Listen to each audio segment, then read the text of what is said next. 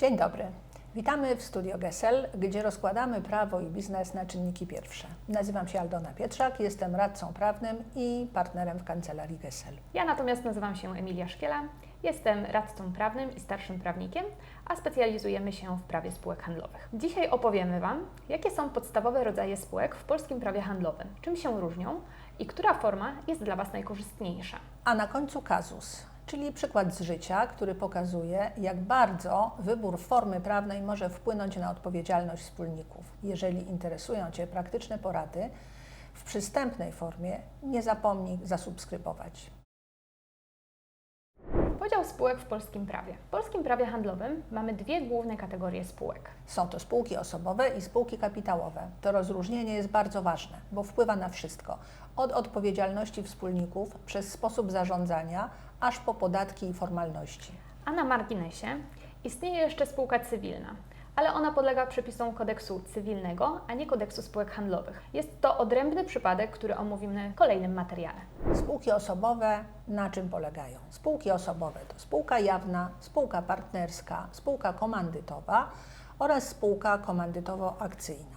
Ich główne cechy to, że nie mają osobowości prawnej, ale mają tak zwaną zdolność prawną, mogą być stroną umowy, mogą mieć NIP, mogą mieć REGON. Osoba wspólnika ma tu ogromne znaczenie. To on reprezentuje firmę i często za nią odpowiada, również swoim majątkiem. I na przykład w spółce jawnej wspólnicy odpowiadają całym swoim majątkiem solidarnie. W spółce partnerskiej, która jest przeznaczona dla wolnych zawodów, na przykład dla lekarzy czy adwokatów albo radców prawnych, partner nie odpowiada za błędy innych partnerów. W spółce komandytowej mamy podział.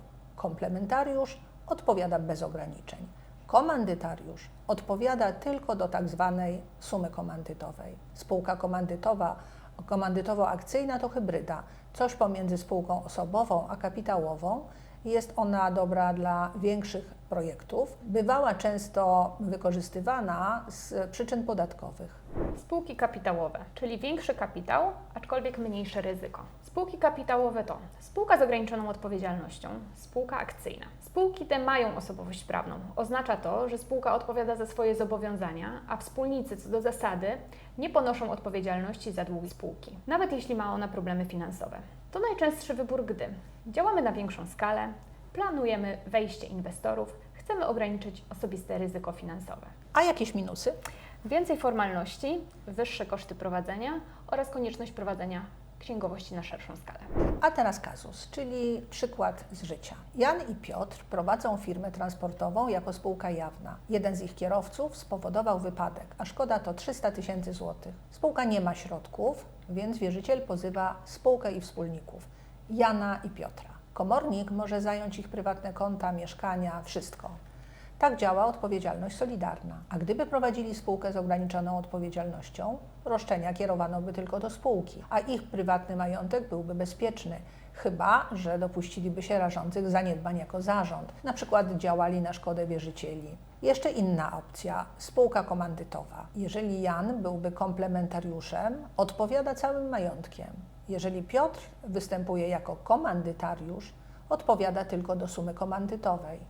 Jak widać, forma prawna równa się różny poziom ryzyka. To teraz odpowiedzmy sobie na pytanie, jaką formę prawną spółki wybrać. Wybór zależy od wielu czynników, m.in. skali działalności, poziomu ryzyka, liczby wspólników, planu rozwojów oraz gotowości na formalności. Spółki osobowe to mniej formalności, więcej odpowiedzialności osobistej. Spółki kapitałowe to większa ochrona, ale też więcej biurokracji. Dobrze dobrana forma prawna może ułatwić rozwój firmy, przyciągnąć inwestorów, a przede wszystkim zabezpieczyć Cię na wypadek problemów finansowych. I to tyle na dzisiaj. Mamy nadzieję, że temat rodzajów spółek stał się chociaż trochę bardziej jasny. Masz pytania, wątpliwości?